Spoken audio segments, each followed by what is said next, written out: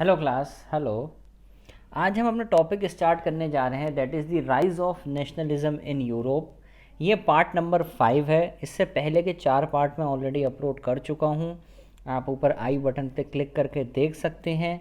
ये last part है इस चैप्टर का। ये चैप्टर 10th क्लास का पहला चैप्टर है, the rise of nationalism in Europe. इसमें हमने लास्ट वीडियो में पढ़ा था unification of Germany and unification of Italy. अब जो हमारा टॉपिक आ रहा है, दैट इज़, इसको देख के ही हमें लग रहा होगा कि हम कहाँ की बात कर रहे हैं। That is unification of great Britain.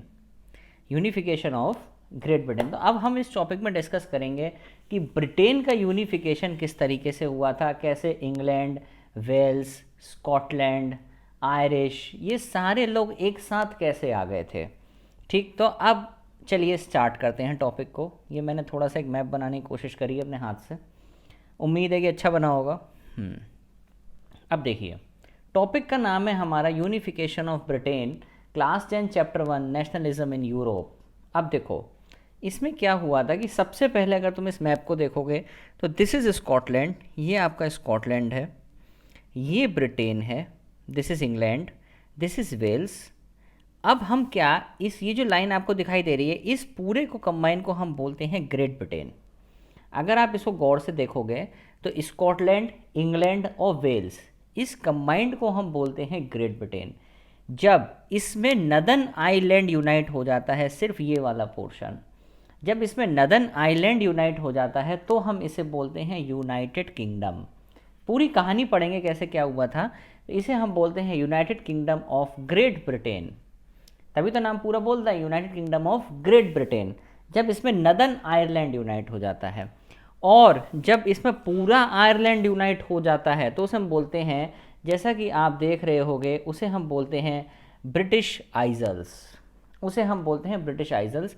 उसे हमें कोई मतलब नहीं है। British isles basically republic of Ireland नहीं, और भी लगभग 5 से 6 हज़ार आइलैंड है छोटे छोटे ब्रिटेन के आसपास, उन सबको मिला के हम बोलते हैं ब्रिटिश आइजल्स। तो ऐसा क्या हुआ था कि ब्रिटिश ही ब्रिटिश था, स्कॉटलैंड का कोई नाम नहीं, आयरलैंड का कोई नाम नहीं।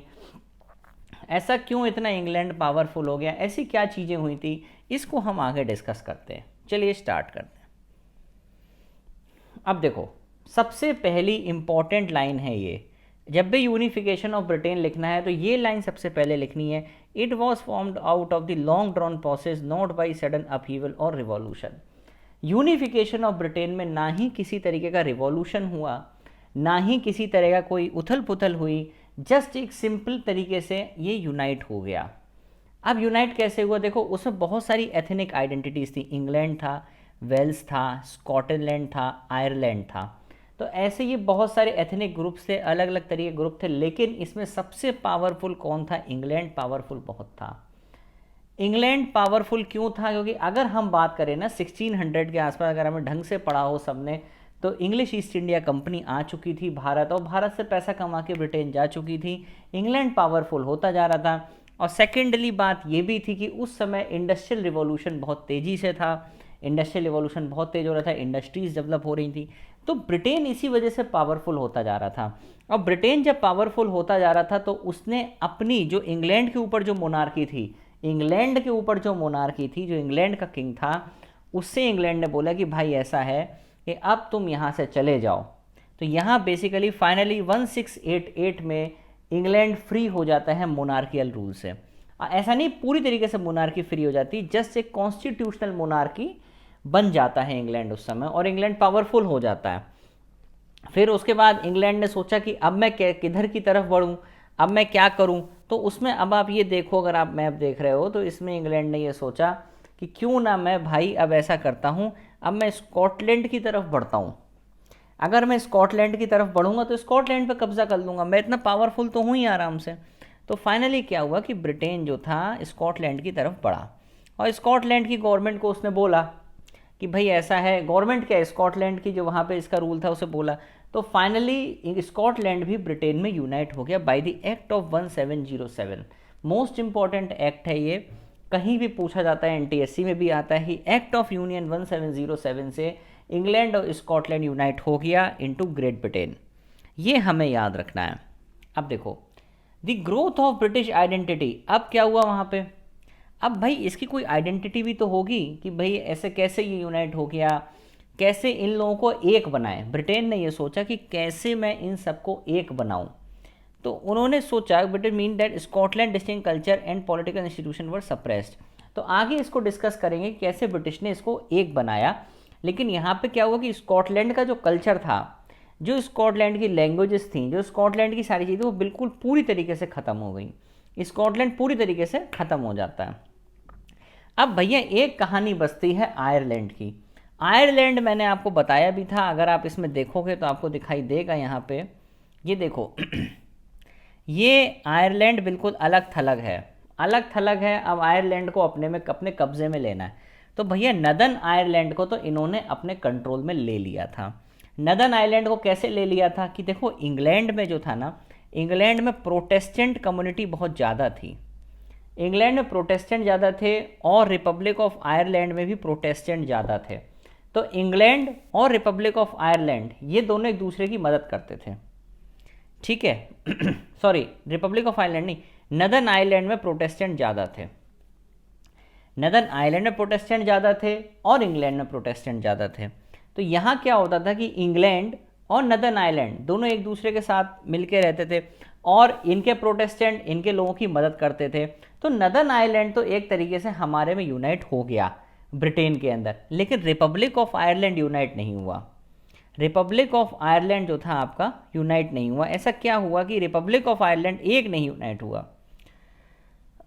देखो आयरलैंड में क्या था कि दो ग्रुप्स थे, कैथोलिक्स एंड प्रोटेस्टेंट। पहले हमें समझना है कैथोलिक्स एंड प्रोटेस्टेंट। कैथोलिक समझ लो एक तरीके से कंजर्वेटिव सोच के लोग, जो बेसिकली एक चर्च को मानते थे, वहाँ पे चर्च चलते थे, मैं इसका चर्च मानता हूँ। प्रोटेस्टेंट अलग कम्युनिटी थी, वो अलग चर्च मानती थी। कैथोलिक्स निगेटिव अप्रोच के लोग थे, प्रोटेस्टेंट एक तरीके से पॉजिटिव अप्रोच के लोग थे। और ब्रिटेन हमेशा प्रोटेस्टेंट की हेल्प करती थी जिससे कि वो उनके ऊपर डोमिनेंस रख सके। लेकिन क्या हुआ कि एक रिवॉल्ट होता है आयरलैंड में जिसको लीड करते हैं वोल्फ टोन, और उनके साथ साथ बहुत सारे लोग उस रिवॉल्ट को लीड करते हैं। देखिए ये देखो, यूनाइटेड आयरिशमैन, मतलब बहुत सारे वोल्फ टोन के साथ और आयरलैंड के लोग इसको लीड करते हैं। और आयरलैंड में सिर्फ नदर्न आयरलैंड आपके United kingdom of great Britain का हिस्सा बनता है। बाकी कोई भी जो रिपब्लिक ऑफ आयरलैंड है वो अलग ही रहता है, वो आज भी अलग है। और नदर्न आयरलैंड आपका ब्रिटेन में जाके मिल जाता है। बेसिकली मेजर रीज़न क्या था कि नदर्न आयरलैंड में प्रोटेस्टेंट कम्युनिटी ज़्यादा थी, कैथोलिक्स कम थे। इधर ब्रिटेन में भी हमारे प्रोटेस्टेंट थे, उधर भी प्रोटेस्टेंट थे। इस वजह से ये एक साथ कंबाइन हो गए।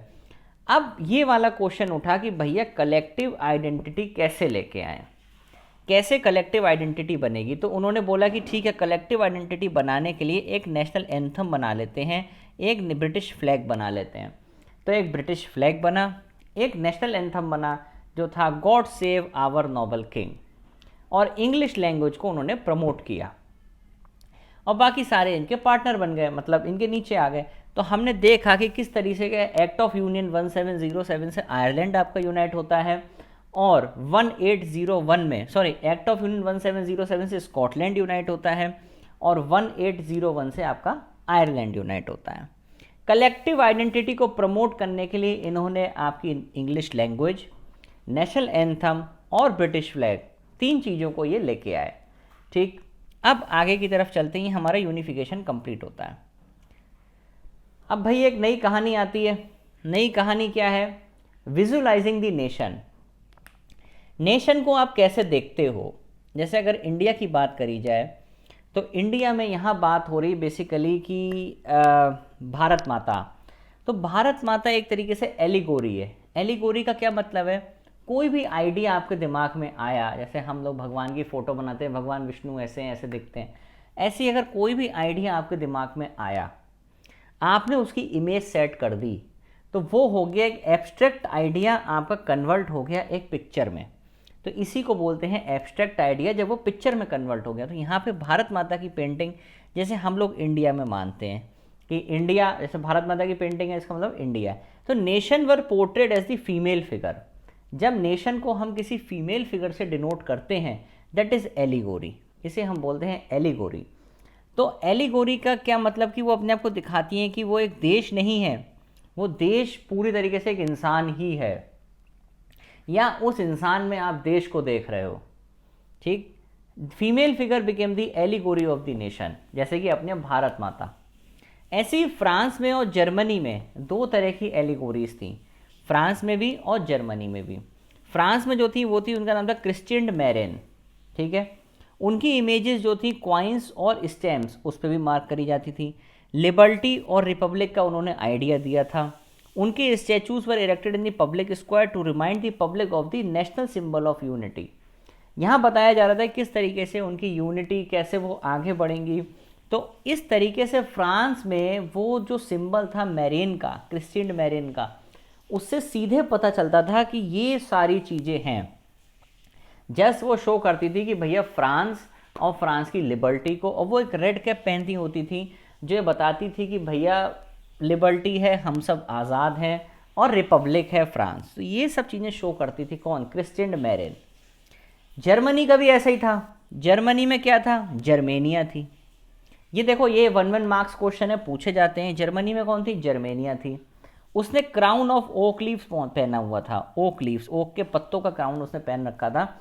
अब भैया ये बहुत इंपॉर्टेंट है, ये हमेशा क्वेश्चन आया है कि ओक स्टैंड्स फॉर हीरोइज्म। ठीक है, तो ये विजुअलाइजिंग द नेशन है, जस्ट की एलिगोरी, फीमेल फिगर, इंडिया में भारत माता, ऐसी फ्रांस में ये, और जर्मनी में जर्मेनिया, फ्रांस में मैरियन, कि कैसे एक एब्स्ट्रैक्ट आइडिया को हमने अपने दिमाग में घुमाया और एक एलिगोरी बना दी, या एक फीमेल फिगर बना दी जो कि पूरे के पूरे कंट्री को रिप्रेजेंट कर रही है। That is visualising the nation. आप नेशन को कैसे विजुअलाइज करोगे। ठीक, अब आगे की तरफ चलते हैं, और ये अपने चैप्टर का लास्ट टॉपिक है। जैसा हम देख रहे हैं इस टॉपिक को, नेशनलिज्म एंड इम्पीरियलिज्म। नेशनलिज्म मतलब आप समझ ही रहे हो कि हमारे अंदर देश की भावना, हमारे अंदर देश के प्रति प्यार, हमारे अंदर देश के प्रति लगाव, फीलिंग ऑफ लव और pride for our nation, that is nationalism. Imperialism क्या होता है, जब कोई दूसरा देश किसी और देश पे कंट्रोल कर ले, जैसे ब्रिटेन ने इंडिया पे किया, दैट इज़ इम्पीरियलिज्म। ये इम्पीरियल रूल था इंडिया, ब्रिटेन का इंडिया में, दैट इज़ इम्पीरियलिज्म। तो नेशनलिज्म एंड इम्पीरियलिज्म, इसमें हम जो बात कर रहे हैं वो कर रहे हैं बल्कन्स की। यहाँ पे हम जो बात कर रहे हैं वो कर रहे हैं जिस रीजन की, उसका नाम है बल्कन्स। बल्कन्स क्यों बोलते थे, बेसिकली ये जो रीजन है ना, ये बेल्टिक सी के आसपास है, इसलिए इसे बल्कन्स बोलते हैं, इस बल्कन रीजन को। और जोग्राफिकल और एथनिक वेरिएशंस थे यहाँ पे, सबके अपने अपने कल्चर थे, डिस्टिंक्टिव रेस थी, आइडेंटिटी अलग अलग थी। तो बल्कन्स बेसिकली क्या था कि वो बेल्टिक सी के आसपास रहते थे और वो स्लाव्स लैंग्वेज बोलते थे, इसलिए बल्कन रीजन कहलाता है। और ये किसके अंडर में था, ओटोमन अम्पायर के अंडर में था। ये पूरा का पूरा ये रीजन जो था वो ओटोमन साम्राज्य के अंदर था, टर्की का जो मेजर रीजन है उसके अंडर में था ये। उसमें कौन कौन से आते थे, रोमानिया है, बुल्गारिया है, अल्बानिया है, ग्रीस है, मैसिडोनिया है, स्लोवेनिया है, सर्बिया है, ये सारे बेल्टिक कंट्रीज़ हैं। अभी भी आप सर्च मारोगे तो इनके नाम आएंगे बेल्टिक कंट्रीज़ के अंदर।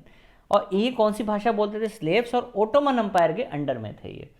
अब जैसे जैसे क्या हुआ कि फीलिंग ऑफ नेशनलिज्म बढ़ती गई, तो यहाँ पे क्या हुआ कि बल्कन्स अलग अलग होने लगे। किससे अलग अलग होने लगे, ये ओटोमन अम्पायर से अलग अलग होने लगे, क्योंकि बल्कन्स के ऊपर ओटोमन अम्पायर का रूल था। तो ये धीरे धीरे ओटोमन अम्पायर से अलग होते गए और इन्होंने अपने आप को इंडिपेंडेंस डिक्लेयर कर लिया। अब जैसे एक ये कंट्री है, एक ये बल्कन रीजन है, एक ये बल्कन रीजन है, ये लोग अलग अलग तो हो गए, लेकिन अब ये आपस में लड़ने लगे। अब इनमें आपस में डिस्प्यूट शुरू हो गया कि भैया हम कैसे भी करके अपने आप को बड़ा करें।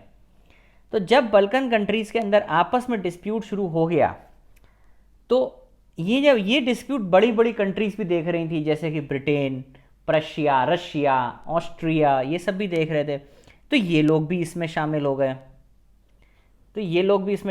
गए, ठीक है, एक मिनट। तो ये लोग भी इसमें शामिल हो गए। जब ये लोग इसमें शामिल हो गए तो फाइनली यहाँ पे सिचुएशन जो बनी वो बनी आपकी वर्ल्ड वॉर 1 की। इसमें सिचुएशन बनती है वो बनती है वर्ल्ड वॉर 1 की। तो हमने यहाँ पे ये देखा कि बिग पावर्स जो थी वो अलग अलग हो गई, सॉरी बिग पावर्स भी यहाँ पे आ गई, और तो बिग पावर्स के बीच में और बल्कन्स के बीच में लड़ाइयाँ स्टार्ट हो गई। किसी ने वर्ल्ड वॉर 1 का अगर इंट्रो भी सुना हो तो उसमें यही स्टार्टिंग से होता है, राजा मारा जाता है ड्यूक फर्डिनेंड, उससे कहानी शुरू होती है। तो ये जो इंपीरियलिज्म का कॉन्सेप्ट है, नेशनलिज्म इंपीरियलिज्म, इससे वर्ल्ड वॉर 1 की सिचुएशन बन गई। इससे क्या बन गई? वर्ल्ड वॉर 1 की सिचुएशन बन गई। आई होप ये चैप्टर यहाँ पे कंप्लीट फिनिश हो गया है। अब इस चैप्टर में हमारा chapter number 1 nationalism in Europe वाला चैप्टर कंप्लीट हो गया है। इसके बाद हम 10th की फर्स्ट चैप्टर पावर शेयरिंग की वीडियो अपलोड करेंगे। तब तक के लिए वीडियो को लाइक करें, सब्सक्राइब करें, वीडियो को शेयर करें। ओके।